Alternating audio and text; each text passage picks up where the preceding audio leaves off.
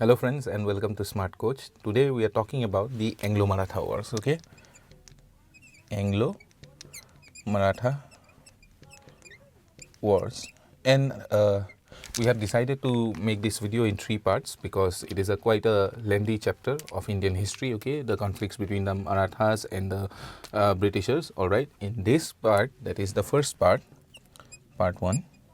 I'll be dealing with the first Anglo-Maratha Wars and the treaties that were conducted during the first Anglo-Maratha Wars. We will be looking into the causes also of the first Anglo-Maratha Wars. So, without further ado, let us proceed into the main thing in contention, that is the conflict between the British and the Marathas. All right.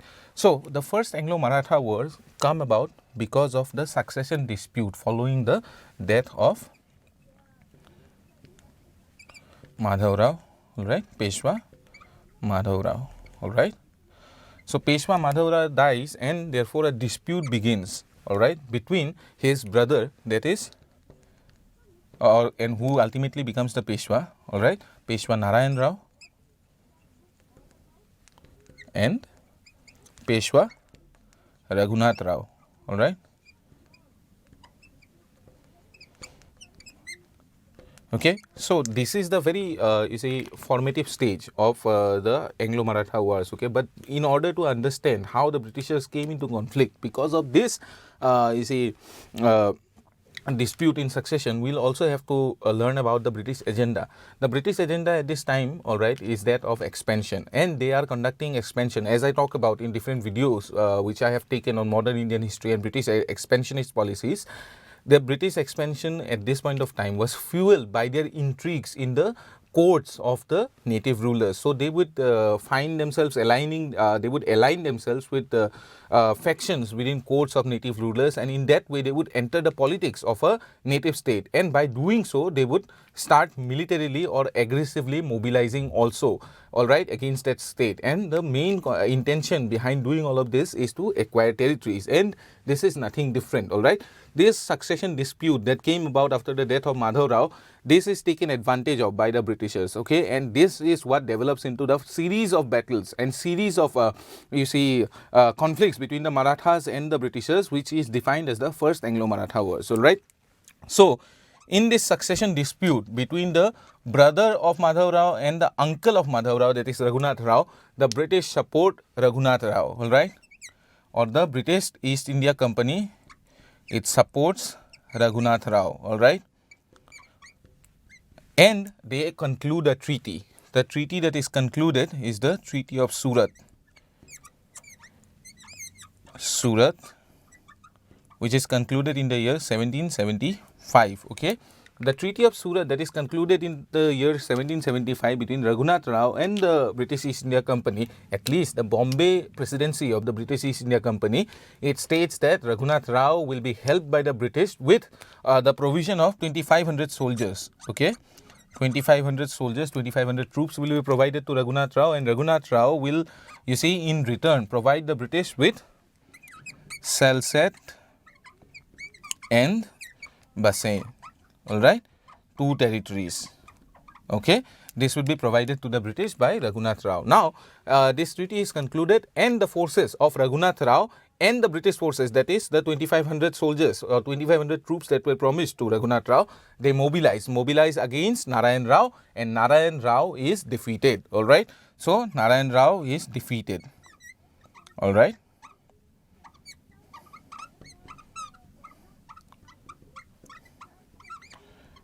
However, we have to remember that, you see, the Bombay presidency's decision to conclude this treaty is not agreed upon by the company at Calcutta, all right, or the authorities of the company at Calcutta, and because of this there is another treaty that is signed, all right, after the defeat of Narayan Rao. There is another treaty that is signed, all right, and that treaty is called the Treaty of Purandhara.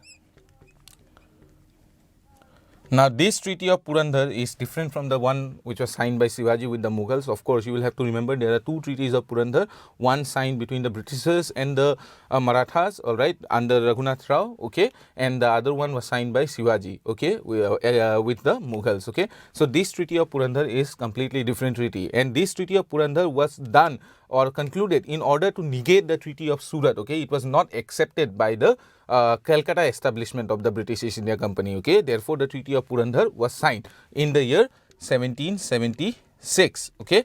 So, this treaty, according to this treaty, Raghunath Rao's ascendancy as the new Peshwa is disputed, and therefore Raghunath Rao is only allowed a pension, all right, and he is not allowed to become the Peshwa, all right. However, the British will retain their territories, okay. The British will retain their territories, and Raghunath Rao is allowed only a pension, okay. So, proceeding forward, we see that this treaty which was concluded with the Marathas, okay, and for Raghunath Rao, it was concluded by you see Nana Fadnavis, all right. Nana Fadnavis, who concluded the Treaty of Purandhara with the Britishers or the British establishment in Calcutta, he went into contravention of this treaty, because this treaty also stated that the Marathas cannot, you see, actively support any other European group. However, Nana Fadnavis went against it and, you see, granted a port in the west coast, okay, port in west coast to the French, all right.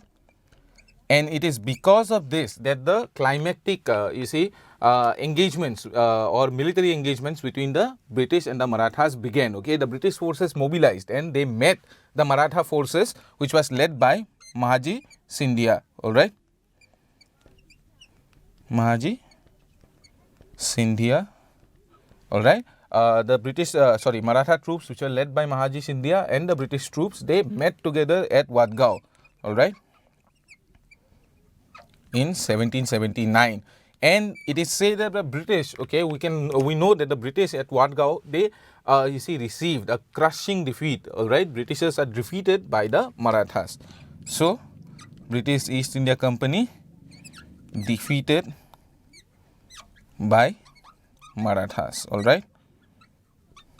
And after this defeat with the British East India Company, all right, the East India Company, it signs a treaty with the Marathas, all right, known as the Treaty of Wadgaon. Treaty of Wadgaon, all right. So, this is also important. The Treaty of Wadgaon, which was signed in 1779. The year is 1779, and it is a result of the defeat of the British at the hands of the Marathas, all right. And you see, one of the important reasons behind, you see, the Anglo-Maratha was dragging on up until the 1782s, all right. The Anglo-Maratha war, it does not end with the defeat of the British in 1779. It actually goes on till 1782, okay. It goes on till 1782, and the reason behind the Anglo-Maratha war proceeding from 1775, let me write down the date, from 1775 extending up till 1782. So, one of the chief reasons because of which the Anglo-Maratha wars is drags on from 1775 up until 1782 is because there is no coordination between the British establishment in Calcutta and the British establishment in Bombay. There is no clear chain of authority, and it is because of this reason that through the acts that are passed subsequently, which we have studied in our videos on the various acts or legislations that were passed by the British government, we see that there is a clear chain of command established through these acts, okay, subsequent acts, all right, up in the 19th century and in the 20th century also.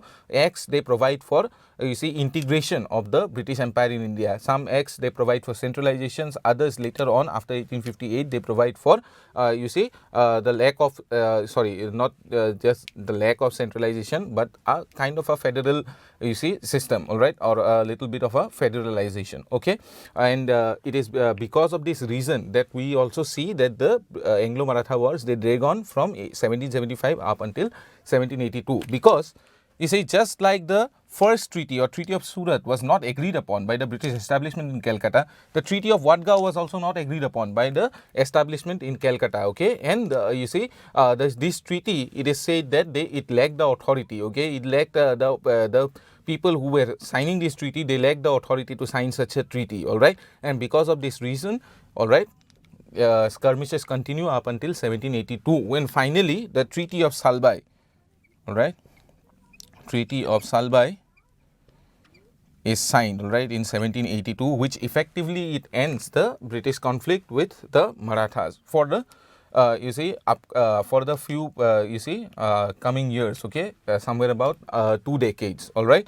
So the Treaty of Salbai, according to the Treaty of Salbai, all right, the Maratha territories are restituted. Maratha territories are restituted, okay, to the Marathas. The British retain Bassein, all right. However, Salsette and you see territories such as Broch and all, they are returned to the Marathas, all right. And apart from that, we also see that the British conclude a very important pact with the Marathas, and that is the Marathas agree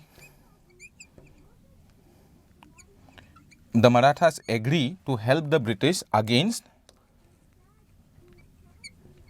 Mysore, all right, help against Mysore, all right. The Mysore state, which had gained territories from the British through warfare, all right, the Marathas, they agree that they would help the British to gain back territories, and they will also help the British to counter the Marathas. Apart from that, the treaty also states that Raghunath Rao, all right, Raghunath Rao will no longer be supported, all right, Raghunath Rao will no longer be supported by the British, all right. And apart from that, there is also a provision within this treaty, all right, that the Marathas will not conduct any kind of exchange, all right, territorial exchange or diplomatic exchange with foreign powers. Marathas will not conduct any kind of exchange with foreign powers, that is such as French, all right, without British consent, all right.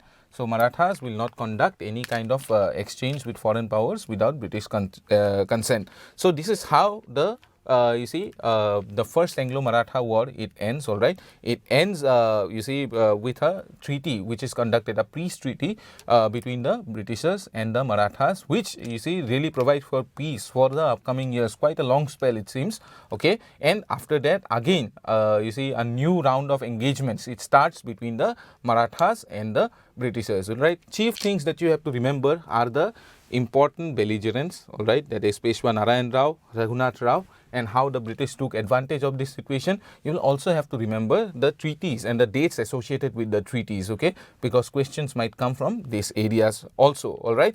So with that, I hope that this video was helpful. We will proceed with this theme, that is Anglo-Maratha wars, in our next video and in our next part to this video, okay. So with that, I take your leave. Thank you.